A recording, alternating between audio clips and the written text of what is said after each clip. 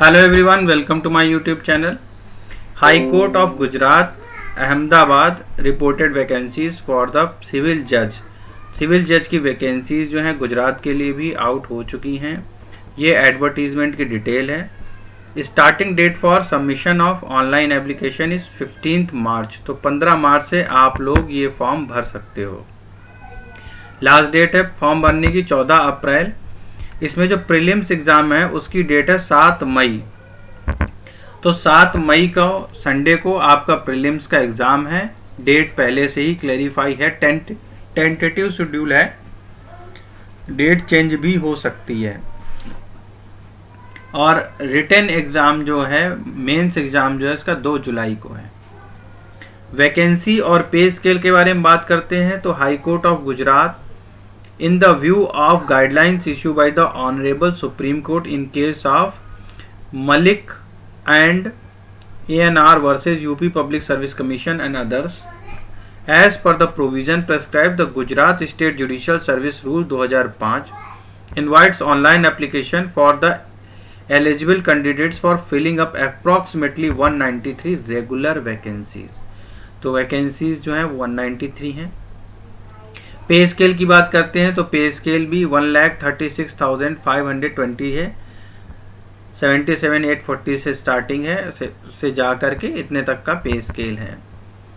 और ये पे स्केल जो है ये रेन्यूमरेशंस जो हैं और सारे मिलते हैं उनके अलावा है. तो अच्छी खासी सैलरी है जुडिशरी में सिविल जज की. वैकेंसीज जो है जनरल कोटे की 98 वैकेंसीज हैं. शेड्यूल कास्ट की 7% है. शेड्यूल ट्राइब की 15% है. सोशल एजुकेशनली बैकवर्ड क्लासेस 27% है आरक्षण जिनका, उनकी 52% वैकेंसीज यहाँ पे निकाली गई हैं. तो टोटल 193 वैकेंसीज हैं. लेकिन एक ध्यान देने योग्य बात यह है कि जो शेड्यूल कास्ट, शेड्यूल ट्राइब और ईबीसी क्लासेस की जो वैकेंसीज हैं they are only for those who are belong from the Gujarat state. So आप जनरल वैकेंसीज पे ही जाइएगा अगर आप अदर स्टेट से बिलोंग करते हैं. अगर आप गुजरात स्टेट से बिलोंग करते हैं तो आप रिजर्वेशन की वैकेंसीज को ध्यान दे सकते हैं. कैंडिडेट्स के पास लॉ की डिग्री होनी चाहिए. Will have to pass the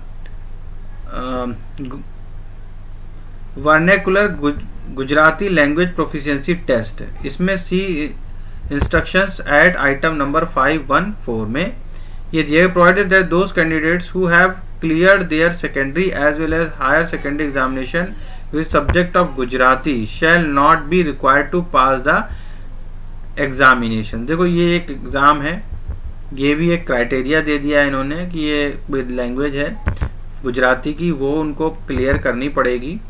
अगर वो अपने मैट्रिक एग्ज़ाम में और 12th के एग्ज़ाम में उन्होंने गुजराती लैंग्वेज नहीं ले रखी तो. Must be practicing as an advocate in court of civil or criminal jurisdiction on the last date fixed for the submission of online application. तो आपका स्टेट बार काउंसिल में एनरोलमेंट हो गया हो एज एन एडवोकेट.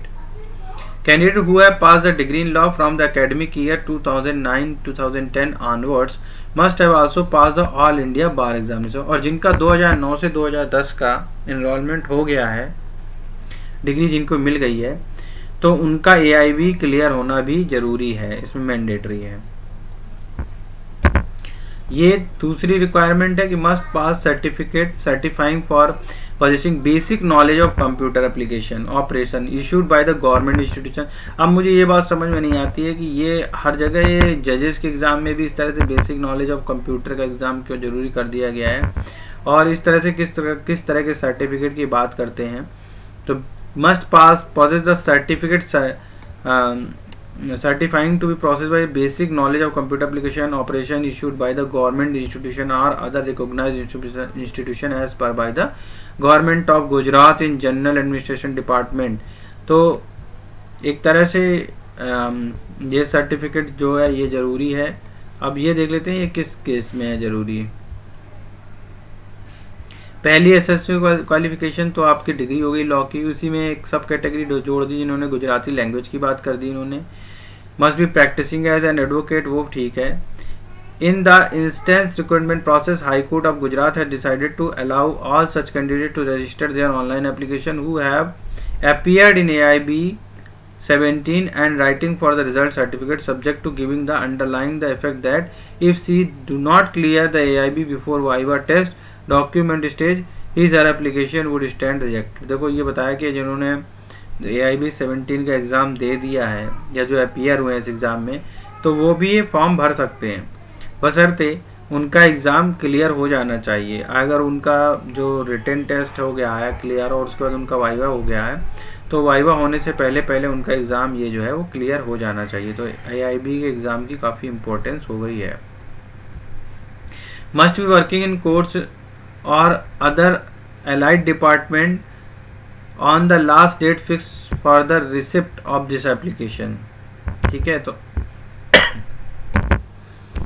ये certificate है, ये certificate जरूरी है, मस्ट पॉजेस सर्टिफिकेट, ये सर्टिफिकेट होना चाहिए, issued by the government institutes और other organised institute as set out by the government of Gujarat in general administrative department resolution number this dated this and resolution number this dated this. तो ये देख लेंगे कि क्या resolution है, उस हिसाब से कहाँ से हमें सर्टिफिकेट ये मिलेगा।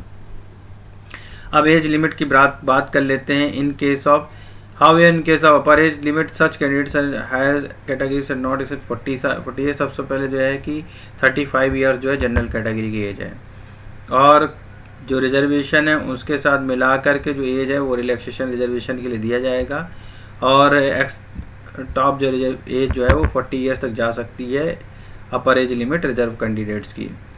फीस जो है इसकी कैंडिडेट्स की काफ़ी ज़्यादा फीस है, वैसे तो 1000 रुपये है जनरल कैंडिडेट्स के लिए, और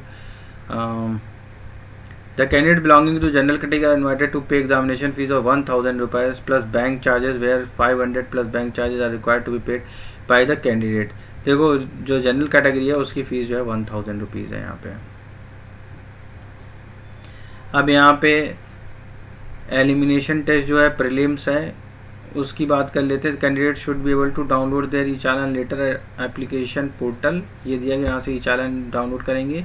अब यहाँ से हम देखते हैं इसमें जो सब्जेक्ट वाइज है, preliminary examination shall be of 100 marks and duration of which 2 hours considering the multiple choice questions of 1 marks with negative marking. देखो नेगेटिव मार्किंग 0.33 मार्क्स आपका कट जाएगा अगर एक क्वेश्चन आपका गलत होता है, और सही होता तो 1 नंबर आपको मिलेगा।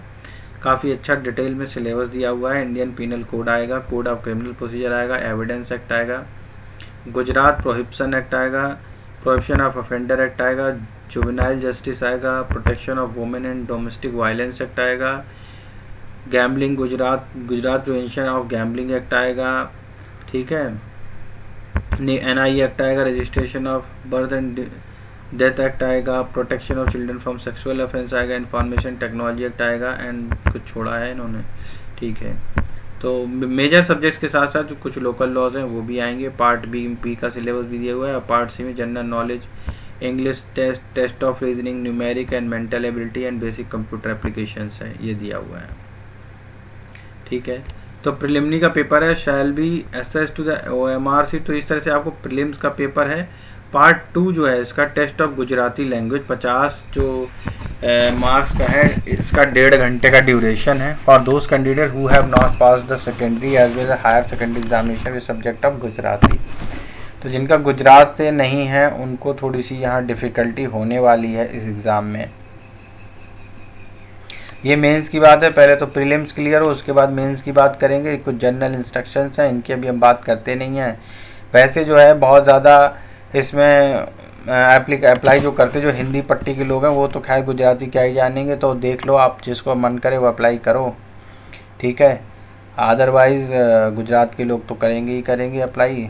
तो इसमें हो जिसको गुजराती आती है उसके लिए यहाँ पे एज है, और उसको थोड़ी सी 50 नंबर की जो है बेनिफिट यहाँ मिल सकती है, और they can assure their selections on that. तो thank you for watching us. यही इन्फॉर्मेशन आपको देनी थी कि एडवर्टीज़मेंट जो है गुजरात सिविल जज का निकला हुआ है, और इसकी जितनी भी डिटेल है मैंने आपको मैक्सिमम मोटा करके सारी डिटेल बता दी हैं। तो बने रहिए हमारे साथ, लाइक कर लीजिए, चैनल को सब्सक्राइब कीजिए। अगर अभी तक आपने नहीं किया, अभी तक आप हमसे नहीं जुड़े हैं, तो हमसे जुड़ने के लिए चैनल को सब्सक्राइब जरूर कर लीजिए। समय समय पर इम्पोर्टेंट नोटिफिकेशंस देता रहता हूँ इस चैनल पे। तो जितनी भी इम्पॉर्टेंट नोटिफिकेशन है वो एक भी आपसे मिस ना हो, इसलिए आप इस चैनल को सब्सक्राइब जरूर कर लीजिए। Thank you for watching us.